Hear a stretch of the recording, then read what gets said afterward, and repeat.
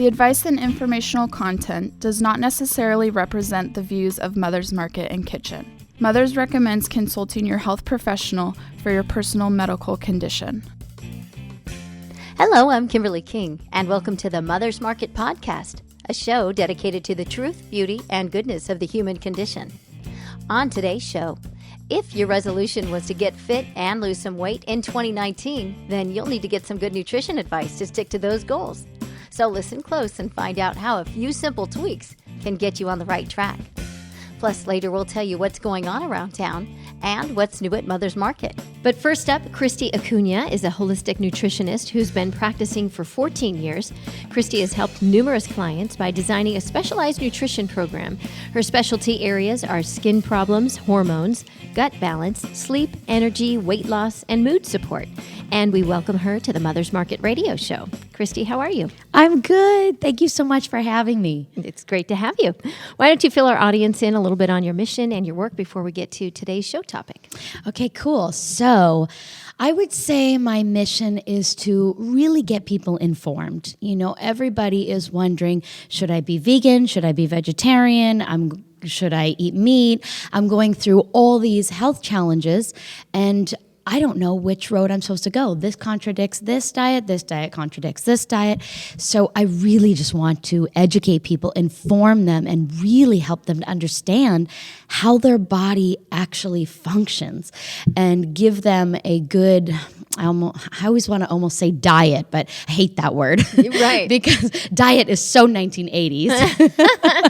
Right? But so I just really want to inform and educate and get people to gain more control of their own health and making decisions. And have the right fit for them. Yeah, exactly. It's that's what I do, is personalized nutrition for each individual. It's funny, actually, because when you walked in, I thought, oh, I'm going to like her a lot. Not that I don't like everybody, because I pretty much do, but you have great energy about you. Thank and I you. think if I could just say something, it's like for a woman to woman. Yeah. It's like, you find the perfect black dress for that person. It's classic style. So maybe you find the perfect fit for that person. Yes. Oh, I do love fashion too. I know. I could tell. All right. So we have that going for each other, right?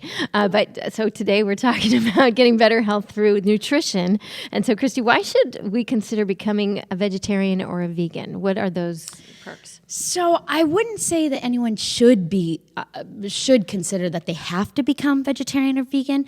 To be honest, I don't really support veganism. I feel that there is barely, there's not a lot of good nutrition.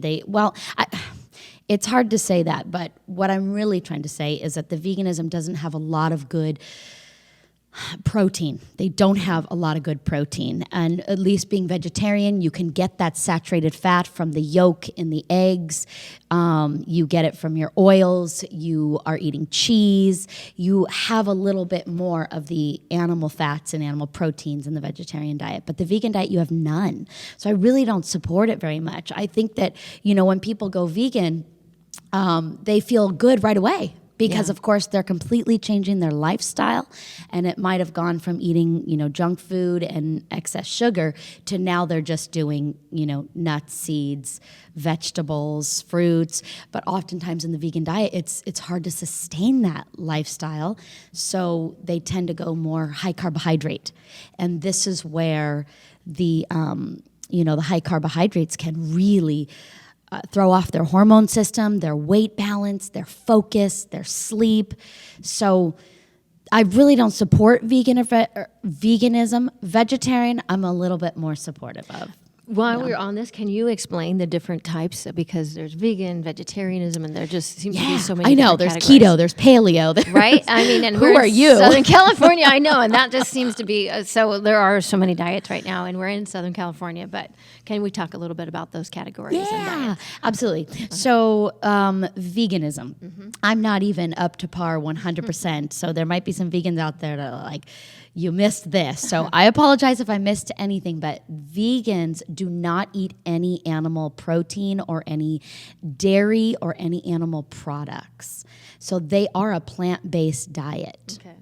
The vegetarians, now they are a plant-based diet, but they will eat eggs, butter, cheese, and so forth. And with vegans, they won't wear, a lot of them, or some of them won't wear any like leather. Yeah, exactly. But since we're not talking about fashion, Right. we're only talking about foods. Those are the difference. So the vegetarians have a little bit more of foods and healthy choices to choose from, I think, for sure. Because I've got maybe a couple of vegetarians in my practice. And it must be hard, as you mentioned, to be just trying to fill in the protein gap there. For vegetarians or Right. vegans? For vegetarians, right? It is. Yeah. It is a little bit. And anytime a vegetarian comes in, that's actually one of my questions. Every new client, as I always ask, are you a vegetarian or vegan? And they'll always tell me, vegans, it really doesn't work when I'm trying to help them, because sometimes if you're going through menopause and you're, let's say you're a female and you're at the age of, 49 to 58 and you're struggling with weight, your hot flashes, your sleep, your energy, your moods, being vegan, in my opinion, in clinical practice, is not very helpful. So you really need that protein to help to balance. And you also need some animal saturated fat. So at least the vegetarians have that from the egg yolks, in their cheese, and so forth. So yeah, so I find it's really important. So I really don't work with vegans. Okay. Sorry. No. So let's talk about the next question, and that can eating clean and exercise be enough to keep us healthy? Oh, I love that question. That's a good question, because we want to believe so. We want to think so. And it definitely, if this was years and years and years and years and years ago, when we were growing our own food, we weren't, going so much to the grocery store, and we had good soil, good quality, nutrient-dense foods, I would say without all this stress and all these problems that we have today with diseases and catastrophic health problems, yes. But today, I don't think it can be enough for a lot of people. I mean, in my practice, I'm mainly seeing autoimmune challenges, weight challenges, allergies, skin, psoriasis, hair thinning, menopause. Oh my God. Yeah, there's a list. So to change your diet is huge, and nutritional consulting is very big on what I do. Mother's Market plays a huge integral piece of what I do, because they have so much. You guys have great sources of great vendors, great companies, but changing your diet, I feel, is not enough. You need some kind of supplementation to replenish those minerals that you are diminished in. Otherwise, you've got to eat an abundant amount of mineral-rich foods. And not only minerals, but proteins and fats and whatnot. So I definitely think our food quality has been affected. Oh yeah, that just seems to be a huge theme, and hiring somebody like you to fill in the gaps and let us know, like, what is it? Definitely, that we need to? definitely. If I can't lose weight, should I increase my workout? That I love all this question. So here's the funky thing about workout and weight. And this happens more often than not, believe it or not. It isn't for every single person, but if this is you out there and you are finding that you are tired and run down and you still love to work out, it gives you a little bit of energy, but you're finding that since you've worked out, you've put on weight, it is a clear sign that, doing CrossFit or hitting it really hard is not the best strategy for helping you to regain, recharging your batteries, repairing, healing, and your body to start losing weight. Stop the hair thinning, the skin. In essence, what I'm saying is, if you're feeling like you're aging very quickly and your weight is not, and your weight is suffering, I would say, just check in with your workouts, because more often than not, I've had clients come in and they will tell me, it's the weirdest thing, Christy. I'm working out, 5-6 days a week and I cannot lose weight. In fact, I've put on 5 pounds.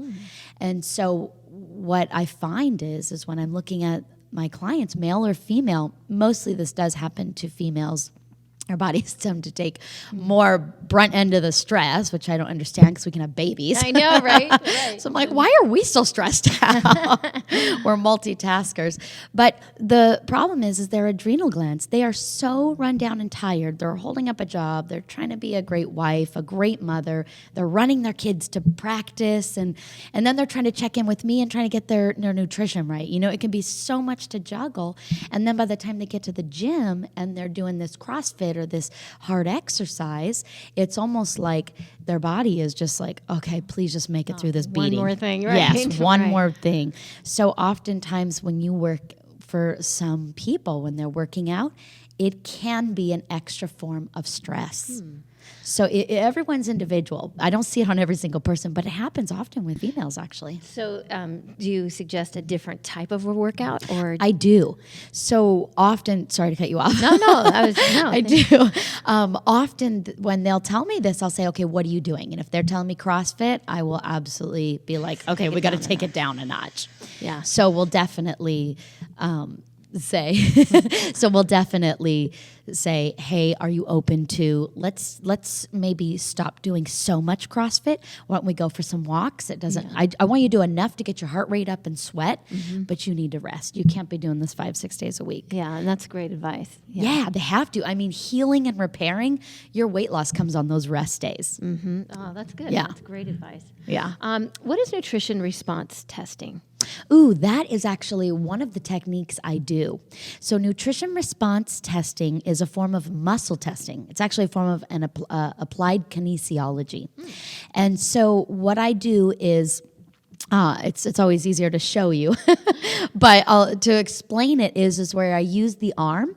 So I'm using the arm and I'm pressing on the arm where they're resisting me, and then we're applying pressure to all the brain all the way to the kidneys and the ovaries or prostate, depending if you're male. So we're just muscle testing. It's non-invasive, so it's of course you're fully clothed. You're just muscle testing and applying a little pressure onto each area. So for example, you're just using this arm, applying pressure to it, and then me as the practitioner, I'm just going along their brain, and we're just seeing how their muscle resists. Because when you apply pressure, just a little bit, I mean, I'm talking like a little tap. It's nothing like a... Right, but just to kind of see like that response. Yeah, they're not leaving bruised. Right, but I think of like when you hit, you're not hit, but like when you test the knee, you see if it responses or that reflex or something. Exactly. Kind of Exactly. So the idea is when you jump into a freezing cold lake, all your blood and energy supply leaves these extremities, your hands, your arms, your feet, because you don't need them to survive. I mean, of course we want them, but we don't need them to survive. Nice to have, right? Yeah, exactly. But you just need your vital core organs to survive. And it's the same idea in muscle testing. So when you're, let's just say someone comes in, they're like, I'm exhausted, so I'm going to check their thyroid. So see, and their hair's thinning. So I just apply a little pressure right on top of their throat where their thyroid is, and we just check the muscle to see how it resists. Is it strong? Is it weak? So it really is, this is not a diagnostic tool at all. That's not what I do. All I'm really looking to see is how well the organ's functioning. Do we have any nutritional stressed organs? So that's one of the techniques I do. Oh, that's great. Yeah. Well, this has been very interesting. We have more to come, so stay with us. Right now, we need to take a quick break, but more with Christy Acuna. We'll be right back. At Mother's Market, we only want to sell the best products available. This is why we carry Organic Smart Chicken. Organic Smart Chicken is free range, GMO free, and air chilled. Organic Smart Chicken is the only chicken brand in the United States that is both certified organic and certified humane, and we think it's certifiably delicious. Smart Chicken is the highest grade of fresh poultry. Available at all Mother's Market locations. Learn more and become a Smart Chicken fan on Facebook. www.facebook.com/smartchicken.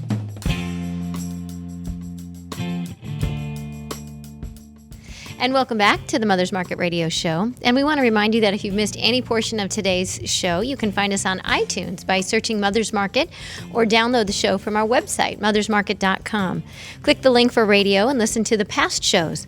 Plus, download our healthy recipes and money savings coupons, all available at mothersmarket.com. And now back to our interview with holistic nutritionist Christy Acuna. And we're talking about better health through nutrition. And this has been a great talk so far. So, Christy, let's go back. Let's talk about supplements. And can we buy over-the-counter supplements? And also, are they all created equal? Ooh, that's a good one.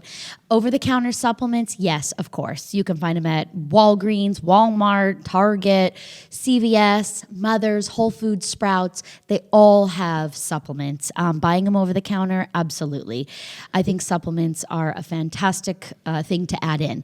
The thing is understanding the brands and the sources of where those supplements come from. I don't want to throw any company under the bus. It's just there are a lot of commercial ones. So my advice is if you see them on TV, it typically can be a very big commercially processed supplement.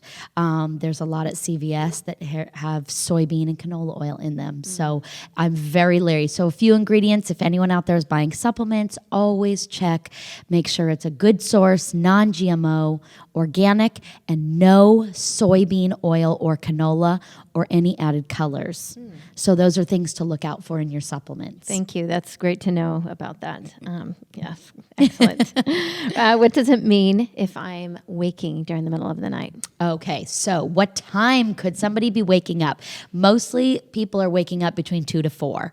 If they're waking up at 2 a.m., that typically can be a blood sugar or liver problem. So when you're waking up in the middle of the night, we have a body that is not satisfied. The lights are on and it's like, hey, we're still open. We need to either eat or we need to balance out some blood sugars. So if you are the type at home and you are craving a bowl of cereal before bed and you're finding that you're waking up in the middle of the night, or maybe you don't eat cereal but you still wake up in the middle of the night, my advice is to try something simple. Try some protein before bed. Instead of just a bowl of carbohydrates or sugar. Because when you're waking up in the middle of the night, your body is restless. It's not balanced. The blood sugars may be low, high. It's hard to tell unless I were to do an evaluation with somebody. And does that also apply if you can't go to sleep? Yes. Same thing? Yes. Okay. If it's hard to fall asleep, If you're takes stressed, you a while. you're thinking about things, and you're just like... Wired but tired? Right. Yes. Totally. Not that I'm talking from experience or anything. Okay. Yeah. I'm wired but tired. Eat protein before bed. Okay. Yes. And if that doesn't work, then come see me. Okay. I got your number. Will eating fish daily give me some recommended amount of omega-3s? Okay. So yes and no. Depends if you are willing to live on fish 3 times a day. You would have to eat, and by the way, it's wild caught, not farm. We're talking wild caught fish. Farmed fish is fed corn, GMO soy. These are fish that we're farming. So you need to look out for those labels. It makes a huge difference what these animals eat. Whatever fish are, amphibians or whatever the fish are. I apologize if I got that wrong. But yes, you would have to eat fish 3 times a day. So that is where a really good source of omega-3 supplement comes into play. Okay. Yeah. So it's specific brands, but you're just saying GMO soy. GMO-free, organic soy. And to be honest with you, this is the hard part with us as consumers buying products is you really have to do your due diligence unless you're meeting with a practitioner who has already done the due diligence. I use a company standard process. They're only sold through healthcare practitioners. I recommend their tuna oil, cod liver oil. Oh my gosh, their calamari oil. They're fantastic. I'm trying to think of Mother's Market and what they have. I don't know if they carry Nordic Naturals okay. Yeah, I've heard that they're a pretty good brand. Always make sure they're not overheating their fish oil. That is what ruins it. And so you have to do a little due diligence and call the company. Sometimes you have to do more work. Okay, thank you. But it's worth it. Yep.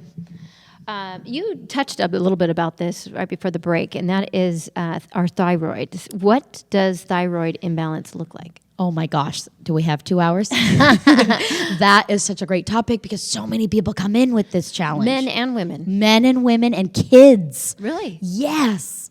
Oh my goodness. So what does a thyroid imbalance look like? Symptomatically, it can look like this. You have a very difficult time losing that tummy weight. That muffin top will not budge. You have a difficult time waking up in the morning. You're the person that hits the snooze and you're dragging. You might have dark circles under the eye. You might be constipated. You might have crunchy hair that is just, you're feeling like it's thinning, it's falling out. When you're blow drying it, you're seeing it all over the sink, or it's in the shower, in the drain. So, I mean, nails. How could I forget? As females, our nails are everything for us, right? Yeah. So our hair, nails, and skin, when those start getting dry, brittle, depleted, or the nails break off very easily, that's a great sign that your thyroid is depleted. Wow. Yes. Oh. And then for kids or teenagers? Kids as well. You'll notice more in kids, I notice more in kids that I see that, their behaviors are off. They're tired, they're unmotivated, their focus is off with the teacher. They might not be listening as well as at home. So thyroid can be off for children as well. Okay. Their immunity is low, they're getting sick a lot. Okay. Thank you for that. Yeah. That's I often hear about that.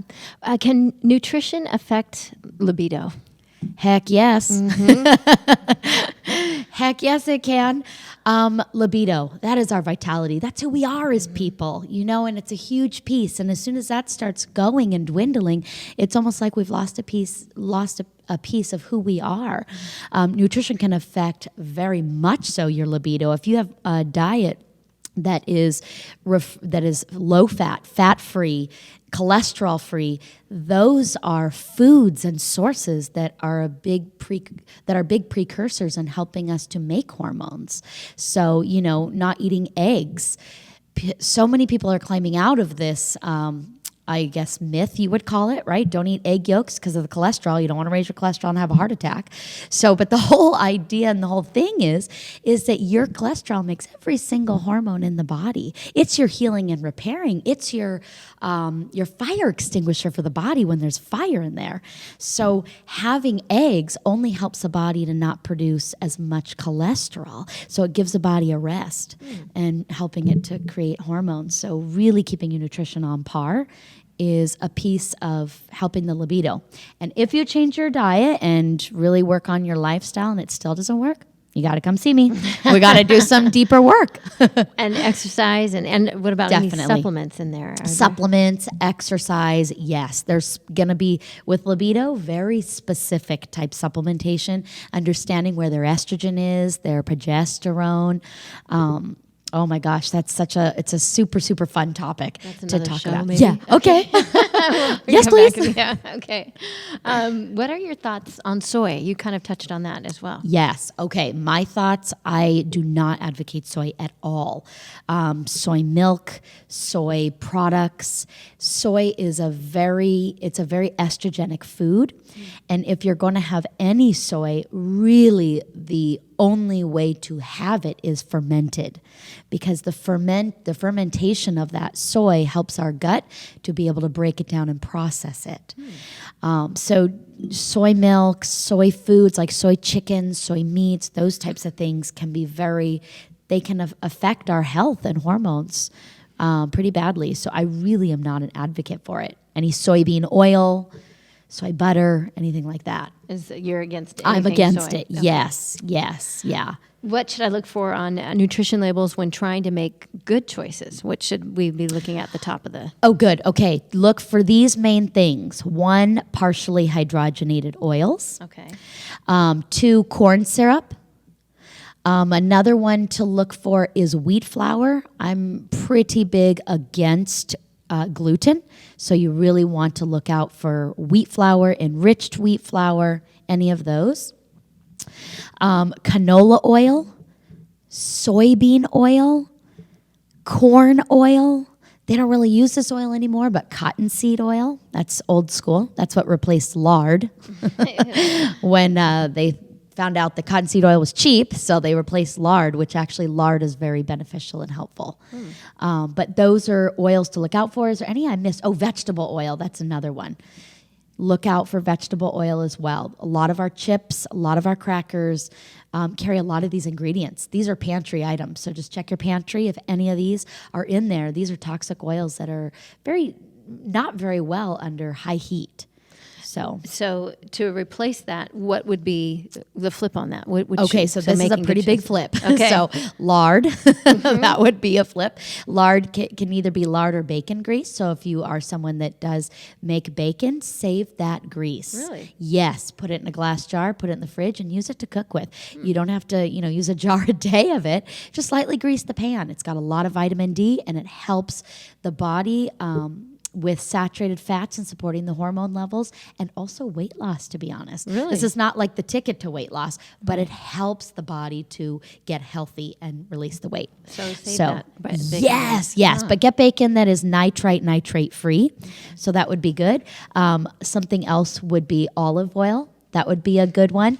Olive oil is best used for your cold pressed foods. So like your salads or anything you're dipping into it. But your cooking oils are your lard or bacon grease, your butter, your avocado oil. I was just going to ask you about that. Okay. Yeah, and coconut oil. Oh, yeah. Okay, coconut oils.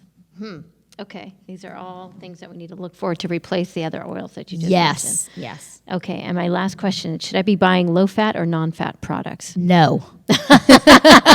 Did you need a second to think about that? Just give me a day or two. No. And why?